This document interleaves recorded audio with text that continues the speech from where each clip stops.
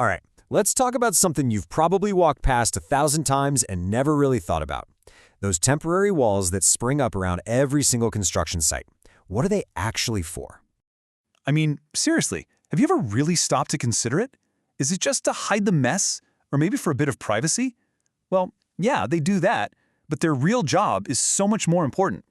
Before we get into all the official details, here's a really simple way to look at it. Just think of it like a fence around your own backyard. It draws a clear line, right? It keeps people out, protects your stuff, and most importantly, it keeps everyone safe, both inside and out. Now, to really get this, we're not just guessing here. We're actually diving into the official guide that lays out exactly what site hoarding is and why it's so incredibly crucial in the world of construction. So let's start with the basics and get a really clear official definition. What are we even talking about when we use this word hoarding? To put it simply, hoarding is just a temporary barrier. You've definitely seen it. It's usually made of those big wooden boards or maybe some corrugated metal sheets. They form a solid wall that completely separates the work area from the public. Okay, so why do they even exist? It's not for just one reason. There are actually 4 really distinct, super important purposes behind them. A good way to think about it is as the 4 pillars of protection. First up, and this is hands down the most important one, protecting the public. This is the absolute #1 mission of any site hoarding. So how does it do that? Well, construction sites are, let's face it, they're really dangerous. This wall physically blocks people, especially curious kids, from just wandering into a place full of hazards. It also acts like a big shield, stopping tools or debris from falling out into the street and hitting somebody. So, the takeaway here is simple. Site hoarding isn't just a suggestion.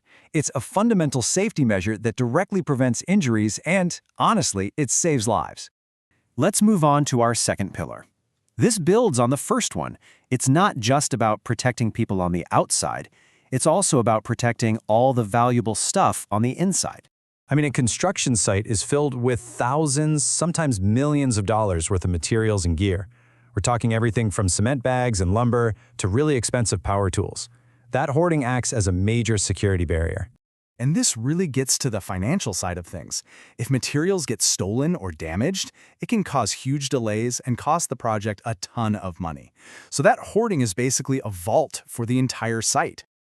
Building on that idea of protection, our third pillar kind of broadens the scope from just materials to the overall security of the entire site.